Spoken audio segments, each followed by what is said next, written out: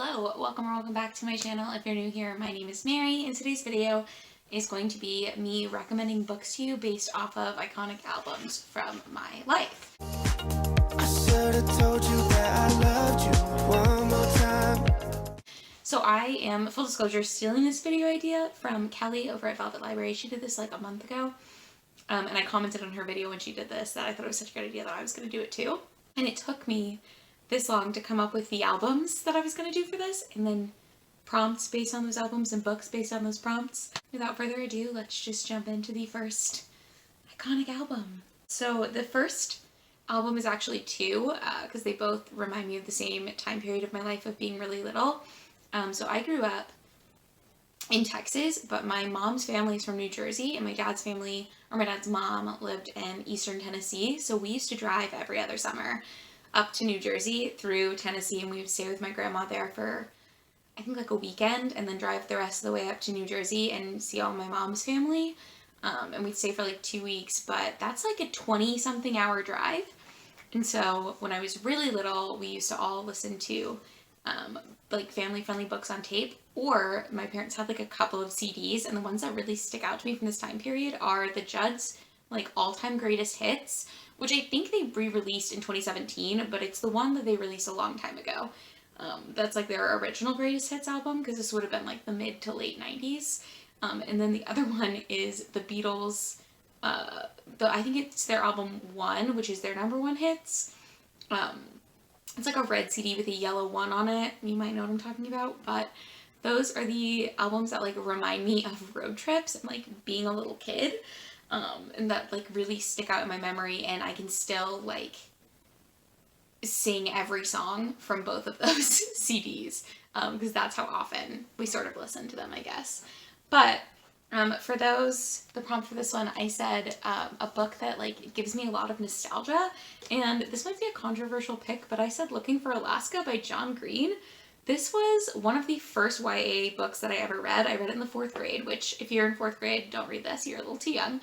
But I absolutely loved it, and I remember feeling like obsessed with the whole storyline, and it really moved me and stuck with me. And this is the type of book that like I still think about the way that this book emotionally impacted me. And I know that there's a lot of discourse now on like the not like other girls trope and the manic pixie dream girl thing, but this was like the height of manic pixie dream girl in like the media, and I absolutely loved it.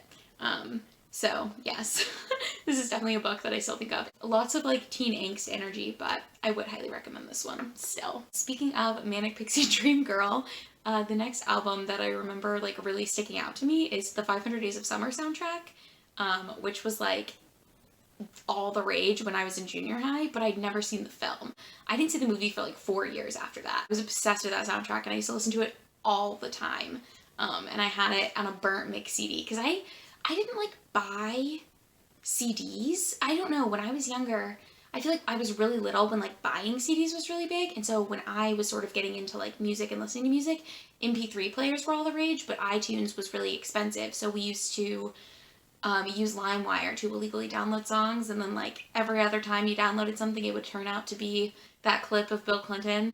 You know what I'm talking about? I'll try to play it here if I can find it. My fellow Americans, I would once again like to say that I did not have sexual relations with that woman. That's how I like got all my music, so I never listened to like full albums very much, except for the 500 Days of Summer soundtrack. I downloaded each of those songs individually and burnt them onto a CD so I could play it in my boombox in my room. I distinctly remember doing that. But for this one, I said a book that I knew the story of really well before I ever read it.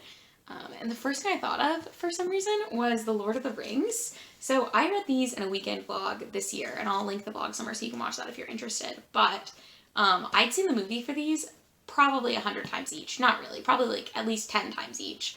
Just because I watched the movies all the time growing up, and I loved them, so I finally read the books. But yeah, I would highly recommend those books. But I will say, like, honestly, I still prefer the films to the books. I do think if you are interested in getting more from that world and you want to sort of learn more about the lore, because there is a lot of stuff in the books that's not included in the film, highly recommend. I think The Lord of the Rings is so fun, and it's definitely a classic for a reason. The third album that I want to talk about is Kaleidoscope Heart by Sarah Bareilles, which is an album that I actually rediscovered earlier this year and I've been listening to a little bit recently. But this is her 2010 album where it's all about like a breakup, I'm pretty sure. But I remember distinctly having this, again, burnt on a mix CD for me, but it was just this album. And I probably still have it in my CD player in my car, or my CD case. I still have a CD case, but I only ever use my phone. Anyone else? Anyone relate? Just me? I don't know. One of my friends burned it for me. And it just reminds me of when I was in high school, I was the only one of my like immediate friend group of girlfriends who had my driver's license for like a long time. But I distinctly remember they would each burn me like CDs that they wanted to listen to when I was driving with them in the car. And so for this prompt, I said a book that has great female friendship, because that's what that album reminds me of. Like, I know it's about a boy, but it reminds me of all of my girlfriends, I guess. And for this, I said The Nowhere Girls by Amy Reed, which is a book that I actually read earlier this year as well. I listened to it as an audiobook, which I would recommend, but it's about this group of girls who, follows like 3 different perspectives of 3 different girls at this high school. One of them just moved there because she's from this small town in Kentucky, but her mom used to be a pastor at this church in Kentucky and had like a change of heart on what she believes and became far more left-leaning, and the church wasn't very accepting of that. Another one of the girls is the descendant of, I believe, Mexican-American immigrants. I could be wrong about that. Just like Latinx immigrants. And she is a lesbian, so she has a really hard time with that at her school. The third perspective that it follows is a young girl with autism, or with ASD. It just follows each of their perspectives and how they become friends with each other, and them sort of unraveling the rape culture in their town and their community in the after effects of a young girl being sexually assaulted.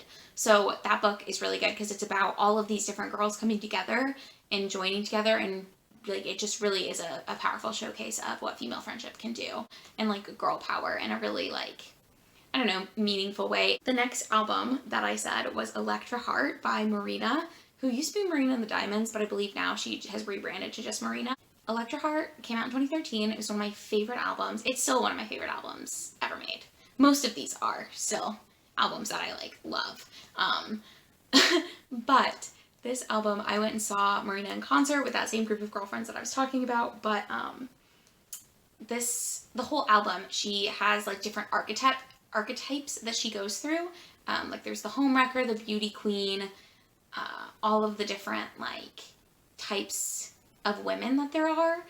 And it's just about her sort of singing these songs that are really like about being a stereotype and then breaking down stereotypes. So for this one, I said a book with a badass main character, and I actually chose The Southern Book Club's Guide to Slaying Vampires by Grady Hendrix, which is a book that I read last year. It's a horror novel about the Southern Book Club's Guide, but it is this like group of middle-aged white women in this small town in South Carolina. I think it's South Carolina, and they're in this suburban town, and it's a book about their new neighbor who moves to town, and all these women are in a book group together, and there's something not quite right about this new neighbor, and spoiler alert, he's a vampire. But this book also talks a lot about like gentrification, and it's set in the 80s or 90s, I believe it's set in the early 90s, and it's just about this like suburban housewife who no one will believe her when she tells them that this man is doing evil, bad things, and so she has to go off sort of on her own and uncover the truth. It's very quick, it's very upbeat, it's very funny, but it covers a lot of really dark topics. I really love that book and I would highly recommend it. The next album that came out, I think my senior year of high school, is Home Like No Place Is There by The Hotelier, which is my all-time favorite album to this day. It's an album that I always come back to and listen. My feet fell asleep because I was sitting on them, so now I'm sitting cross-legged and hopefully they'll come back awake. Home Like No Place Is There is a really, really sad and like heartbreaking album about the lead singer of The Hotelier's sort of struggles with mental health. But this is just an album that meant a lot to me when I listened to it for the first time in 2014, and it means a lot to me now whenever I listen to it. It's one of those albums that I return to over and over again, and I feel like I still get something out of it every time I listen to it, if that makes sense. And so for this, I decided to choose a book that I reread all the time and that I still feel like I get something out of every time I read it. And I chose A Tale of Two Cities by Charles Dickens. This is my beat up copy that was mine. This cover is like falling off. This is just a really beat up copy that I've had since I was in school and since my older brother was in school. A Tale of Two Cities is it's a Charles Dickens book, and it's a classic love story about this woman, Lucy, who falls in love with a man, and he has a man that looks very similar to him. And so it's about, like, there's lots of political tension between France and England at this time, and the French Revolution is going on. And so you follow different perspectives of people who are in France and who are trying to figure out if Lucy Monet, whose father was imprisoned in Bastille, but she grew up in England, and there's just lots of, like, political tension and strife in this book, which makes it really interesting, but also the love story is so beautiful. I do really love this. The next album that I put on here is Cardinal by Pinegrove. I loved Cardinal when it came out. It was 2016. It was my favorite album of 2016, and at the time I was really involved in college radio, which is actually how I met my partner. So it has a lot of good memories to me for that reason, and I just have lots of memories of us listening to it together and like hanging out and listening to it and just like referencing it and going to see Pinegrove a couple of different times together. And so it has a lot of nostalgia for me for that reason. That's one of the reasons I love that album. But another reason is because Pinegrove writes such beautiful lyrics. I think their lyricism is probably their best feature, and it's primarily this guy Evan, the frontman. Yeah, but it's primarily Evan Stevens Hall who writes the music for Pinegrove and the lyrics, and something about his lyricism is so well done, and he uses words that, like, I feel like you don't often hear in songs. For that reason, the prompt for this one, I said a book that has really beautiful writing, and I actually chose The Night Circus by Erin Morgenstern, which I just read for reading books that Kira Foster gave 5 stars, so I'll link that somewhere in case you want to watch it. But that book is so atmospheric, so beautifully written. If you're not into, like, the beautiful writing, the atmosphere, you won't like it, I don't think, because I don't think the plot suffers, but I do think it's not as plot driven. It's just, like, driven by the world and the setting, which I didn't mind at all. I loved the setting in the world, so I thought it was great. The atmosphere and the writing style in that is so beautiful. I would say that's, like, one of my, if not my favorite setting that I've ever read in a book. So yeah, I might do a whole video on, like, my favorite settings and, like, atmosphere in books, just because that is something that I love so much, is, like, the atmosphere and, like, the general writing and the feel of the world. But The Night Circus is basically, if you don't know what it's about these 2 competing magicians who have to compete with illusions and, like, creating these magical things in this circus.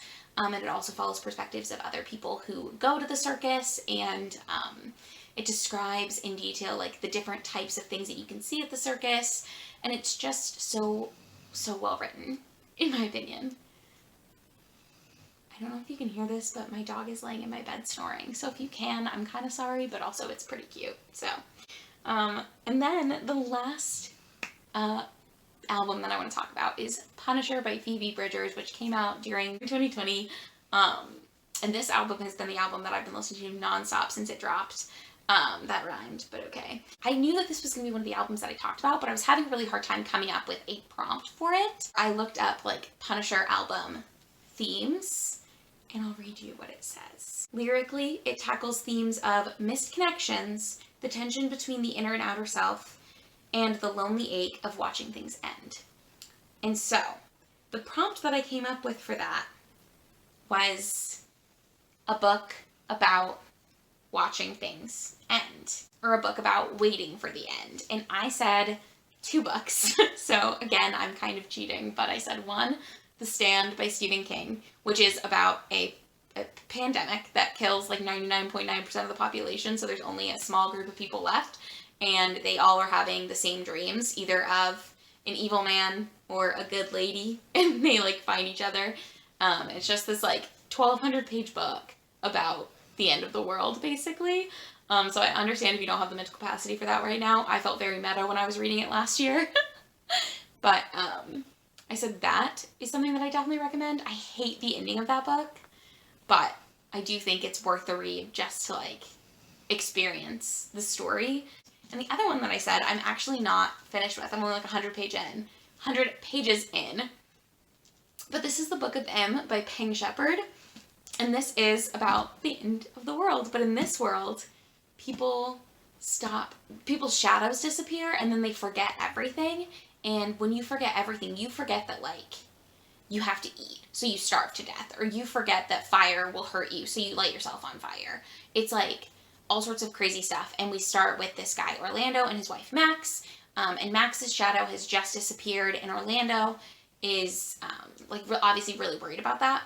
And so you find out from them that they've sort of been living in this hotel where they were when the shadows stopped appearing in America or whatever, when they first started noticing that people were losing their shadows in the US, because it first happened in India and then it happened in like Brazil. He and his wife were at their friend's wedding.